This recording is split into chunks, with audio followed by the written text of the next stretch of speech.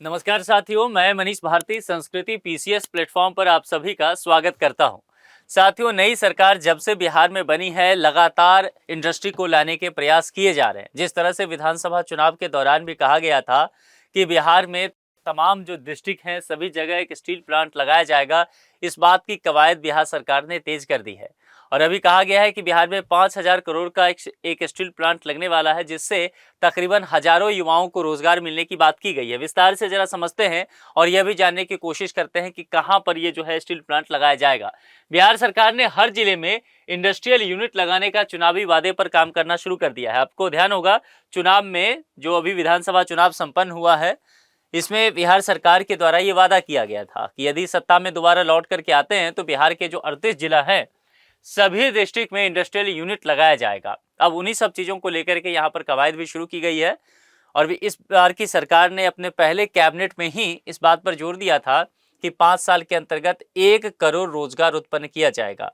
निश्चित तौर पर 1 करोड़ रोजगार कहने का तात्पर्य है कि बिहार के जो नए युवा आ रहे हैं स्किल लेकर के, उनको तो रोजगार मिलेगा ही, और बिहार के बहुत सारे लोग जो पलायन करके बाहर हैं उनको भी बाहर जाने की आवश्यकता नहीं पड़ेगा। इन्हीं सब चीज़ों को लेकर के बातें की गई। इसी कड़ी में श्याम स्टील ने गया में बड़ा निवेश करने का प्रस्ताव दिया है। तो जो फिलहाल जो जानकारी यहाँ दी जा रही है वो गया जी में होने वाला है।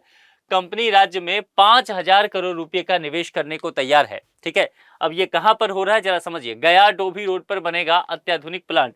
ये गया जी डिस्ट्रिक्ट यहां पर पड़ रहा है बिहार में, तो यहां पर ये प्लांट लगाने की बात की जा रही है। और बिहार के जो उद्योग मंत्री हैं डॉक्टर दिलीप कुमार जायसवाल, उन्होंने ये जानकारी दिया और उन्होंने बताया कि गया डोभी रोड स्थित जो प्रस्तावित जो इंडस्ट्रियल कॉरिडोर है, वही इंडस्ट्रियल कॉरिडोर में इस स्टील का अत्याधुनिक कारखाना वहां पर स्थापित किया जाएगा। इस परियोजना के तहत 10 लाख टन सालाना क्षमता की स्टील निर्माण इकाई भी वहां लगाई जाएगी और इससे राज्य में स्टील उत्पादन में एक बहुत बड़ी बढ़ोतरी की बात की जा रही है। लेकिन सबसे महत्वपूर्ण बात है रोजगार को लेकर के।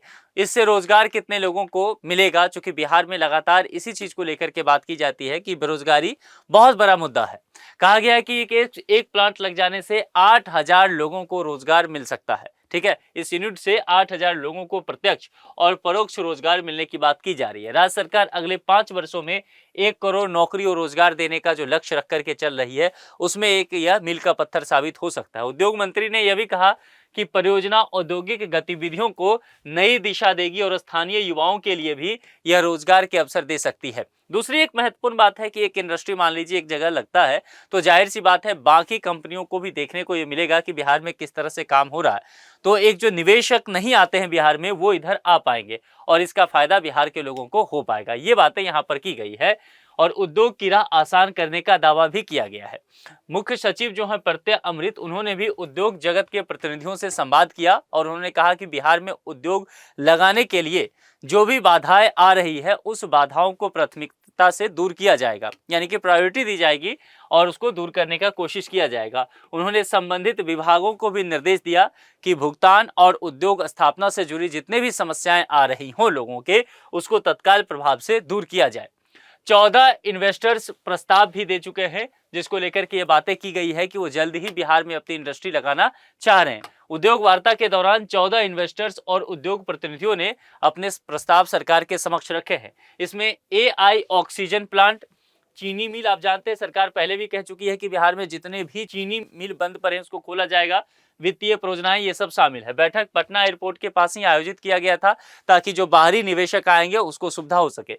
और सरकार का कहना है कि बिहार में औद्योगिकरण को गति देना सरकार की एक बड़ी प्राथमिकता है। निवेशकों के लिए एक माहौल तैयार किया जा रहा है और कोशिश की जा रही है कि आने वाले समय में बिहार को एक ऐसे राज्य के तौर पर विकसित किया जाए जहां पर निवेश आ सके और लोगों को रोजगार करने के लिए पलायन ना करना पड़े। आप लोग इस विषय में क्या सोचते हैं, अपने विचार कमेंट बॉक्स में लिख करके जरूर बताएं। आज के लिए इतना ही। जुड़ने के लिए आप सभी का बेहद शुक्रिया। Thank you so much.